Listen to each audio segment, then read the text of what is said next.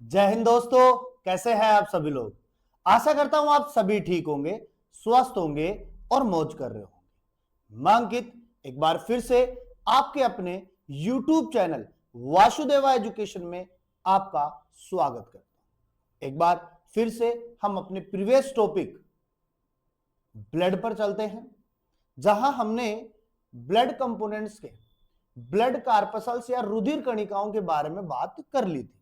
RBC, WBC और platelets पूरा हमने पढ़ लिया है। अगर आपने वो वीडियो नहीं देखी है या वो लेक्चर्स नहीं देखे हैं तो लिंक डिस्क्रिप्शन में डाल देंगे, एक बार जाकर जरूर देखिए। और आज का हमारा जो टॉपिक रहेगा वो प्लाज्मा रहेगा, क्योंकि ब्लड को हमने दो भागों में बांटा था, प्लाज्मा और ब्लड कार्पसल्स। तो आज हम बात किसकी करेंगे बेटा? प्लाज्मा की बात करेंगे। तो ज्यादा देरी ना करते हुए हम सीधा चलते हैं बोर्ड के ऊपर, और वहां पर टॉपिक हमने लिख रखा है प्लाज्मा। देखो, प्लाज्मा अपने आप में खुद टॉपिक है। यहां से बहुत सारे क्वेश्चंस आते हैं, चाहे वो बात नीट की हो, चाहे वो लैब असिस्टेंट की हो, या अन्य किसी कंपटीशन एग्जाम की बात हो, वहां बहुत सारे क्वेश्चंस आते हैं। तो हम देखो प्लाज्मा की बात करेंगे। तो प्लाज्मा के लिए देखो हम सिंपल सी एक ही लाइन लिखेंगे कि यह तरल पदार्थ होता है। कैसा होता है बेटा? लिक्विड मटेरियल होता है। कैसा होगा? लिक्विड मटेरियल होगा। और ये जो तरल पदार्थ होता है ना बेटा, ये गाढ़ा होता है। कैसा होता है? गाढ़ा होता है। दूसरी बात अगर हम करें तो ये जो प्लाज्मा के लिए मैंने पहले भी बताया है, प्लाज्मा जो है रक्त का कितना प्रतिशत भाग बनाएगा बेटा? 55% भाग बनाता है। कितना भाग बनाएगा? 55%। जबकि 45% कौन बना रहा था? ब्लड कार्पसल्स बना रहे थे। तो इसका 55% कौन बना रहा है? प्लाज्मा बना रहा है। अब समझो मेरी बात को, अगर हम देखो यहां पे प्लाज्मा के संगठन की बात करें, प्लाज्मा के संगठन की बात करें कि प्लाज्मा को हम कितने भागों में बांट सकते हैं, या प्लाज्मा जो है वो किन किन से मिलकर के बना है। समझ रहे हो बात को? तो देखो, मैं यहां पर एक चीज कहूंगा आपको बेटा, प्लाज्मा के दो ही भाग है। एक भाग तरल है और एक भाग ठोस है।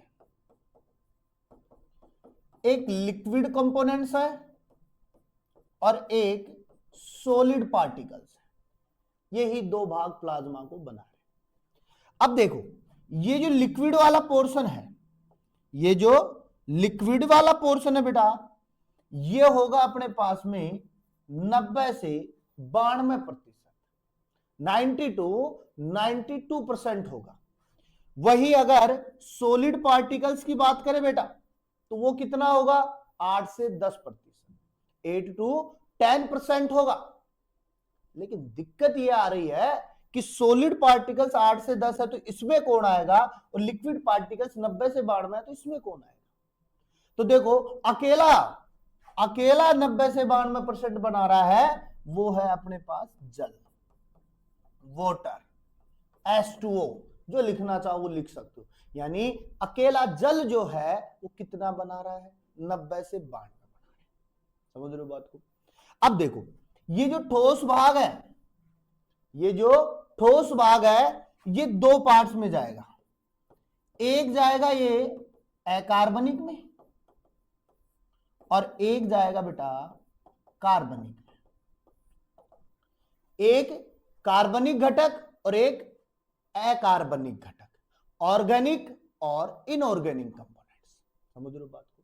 बात यहां तक खत्म नहीं होती है, इसकी हमने एक अलग से सारणी बना रखी है, उस पर हम बताएंगे कि प्लाज्मा का संगठन हम किस प्रकार से करेंगे।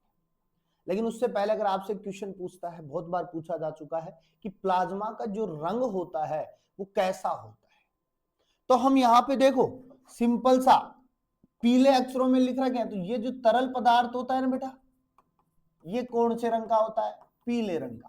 कौन से रंग का होगा? पीले रंग का होता है। येलो कलर होता है और हल्का होता है।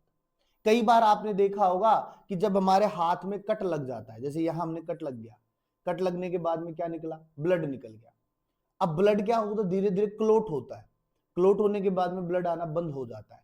तो आपने देखा होगा यहां पर सेम जिस जगह पे कट लगा है ना, वहां पर एक पीला पीला सा मटेरियल इकट्ठा हो जाता है या पीले रंग की लेयर बन जाती है। तो एग्जैक्ट वो पीले रंग की जो लेयर है ना, वही क्या है बेटा, प्लाज्मा है। वही क्या है, प्लाज्मा है। क्यों? क्योंकि प्लाज्मा में कुछ प्रोटीन्स ऐसी होती है जो ब्लड को क्लोट करने का काम करती है। कौन सी होंगी, उनकी बात करेंगे।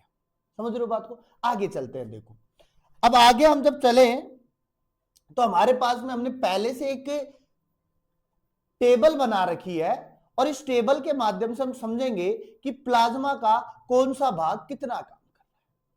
तो मैंने बात की कि प्लाज्मा को हम दो भागों में, यानी एक तरल भाग में और एक हम बांट सकते हैं इसको, एक तो तरल भाग में और एक इसको ठोस भाग में। या मैं सिंपल अभी की जैसे लिखूं कि एक लिक्विड पार्टीशन है अपने पास में और एक बेटा कौन सा है, सॉलिड पार्टीशन, ठोस भाग है। एक तरल भाग और एक ठोस भाग। अब ये जो तरल भाग है इसमें केवल कौन आ रहा है बेटा, जल आ रहा है, वाटर आ रहा है, H2O लिख सकते हैं, या हम कहेंगे लिक्विड पार्ट का नाम जहां आ जाए वहां जल आपके माइंड में आ जाना चाहिए। कितना बनाएगा बेटा, 90 से 92%। कितना बनाएगा, 90 से 92% बनाएगा। क्लियर बात है? अब बात करते हैं, इसको छोड़ दो, अब तरल भाग का एक ही पोर्शन था वो हमने पढ़ लिया, जल। अब आओ सॉलिड पे, क्योंकि पूरा का पूरा प्लाज्मा किस पर टिका हुआ है, अब सॉलिड पे टिका हुआ है। किस पे टिका हुआ है, सॉलिड पे। अब ये जो ठोस भाग है ना, ये जो ठोस भाग है इसको हमने कितने में बांटा बेटा, दो में। अब दो कौन से हैं, एक अकार्बनिक घटक है और एक कार्बनिक घटक। एक अकार्बनिक घटक और एक कार्बनिक घटक। अब अकार्बनिक को हमने वापस से दो में बांट दिया, एक हमने लवण में बांटा, एक हमने आयन में बांटा। एक तो किस में बांटा, लवण यानी साल्ट में बांटा, एक हमने किस में बांटा, आयंस में बांटा। लवण कौन कौन से होंगे, तो याद रखना KCl होगा, MgCl2 होगा और NaCl होगा। कौन सा होगा, पोटेशियम क्लोराइड होगा, मैग्नीशियम क्लोराइड होगा और सोडियम क्लोराइड होगा। NaCl जिसे हम नमक के नाम से भी जानते हैं, नमक का सूत्र बोलते हैं NaCl को। अब ये हमारे पास में लवणों की बात करें तो सर्वाधिक लवण जो प्रेजेंट होगा प्लाज्मा में वो कौन सा होगा, NaCl। यहां से क्वेश्चन बनता है कि सर्वाधिक लवण कौन सा उपस्थित होगा, तो आप लिखोगे NaCl सर्वाधिक मात्रा में उपस्थित होगा। समझ रहे हो बात को? अब आयंस की अगर हम बात करें बेटा, तो आयंस में हम क्या लिखेंगे, calcium ion, sodium ion, potassium ion, magnesium ion और क्लोरीन आयन। और बेटा एक चीज और याद रखना, ये क्लोरीन आयन है ना, ये भी सर्वाधिक भाग है। आपसे पूछे सर्वाधिक मात्रा में उपस्थित आयन कौन सा है, तो आपका एक ही जवाब होगा, वो होगा क्लोरीन आयन। कौन सा होगा, क्लोरीन आयन होगा बेटा। अब यहां अकार्बनिक की बात हमने कर ली, अब हम आए कार्बनिक पे। तो कार्बनिक को हमने बांटा है तीन भागों में। कितने में, तीन में। एक हमने बांटा प्लाज्मा प्रोटीन्स में, एक हमने बांटा न्यूट्रिएंट प्रोडक्ट्स में और एक हमने बांटा एक्सक्रेटरी प्रोडक्ट्स में। उस सर्जी घटकों में बांटा है।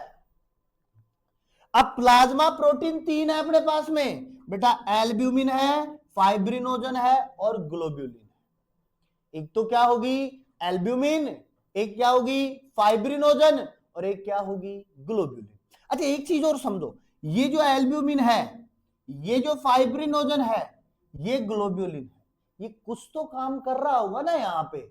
ऐसा तो है नहीं कि प्लाज्मा ने इसको फोकट में अपनी जगह दे रखी है कि आओ रह जाओ, नहीं ना। और आजकल फोकट में कौन जगह देता है, कोई नहीं देता, कब्जा और कर लेते। समझ रहे हो? तो वही हाल हम यहां बात करेंगे कि ये भी कुछ ना कुछ काम यहां कर रहे हैं, इसलिए प्लाज्मा ने इनको यहां रख रखा है। तो देखो एल्ब्यूमिन का काम होता है ऑस्मो रेगुलेशन का। किसका काम होगा बेटा, ऑस्मो रेगुलेशन का, जिसे हम क्या लिखेंगे बेटा, प्रासरण नियमन का काम होता है। किसका होता है? प्रासरण नियमन का। फाइब्रिनोजन की बात करें तो हम यहां सिंपल लिखेंगे रक्त स्कंदन में सहायक। किसमें सहायक बेटा? रक्त स्कंदन में सहायक। अब हम देखो यहां फाइब्रिनोजन की जगह एक ये भी लिख सकते थे कि रक्त स्कंदन कारक। ये फैक्टर्स होते हैं ना, उनके लिए भी हम कहां प्लाज्मा में जगह दे सकते थे, लेकिन फाइब्रिनोजन जो है, फाइब्रिनोजन का फाइब्रिन में बदलना ही क्या कहलाता है? ब्लड क्लोट कहलाता है। ये हम बाद में बात करेंगे जब हम ब्लड क्लोटिंग की बात करेंगे। इतना समझो कि फाइब्रिनोजन होते हैं और फाइब्रिनोजन ही ब्लड क्लोट के लिए जिम्मेदार है।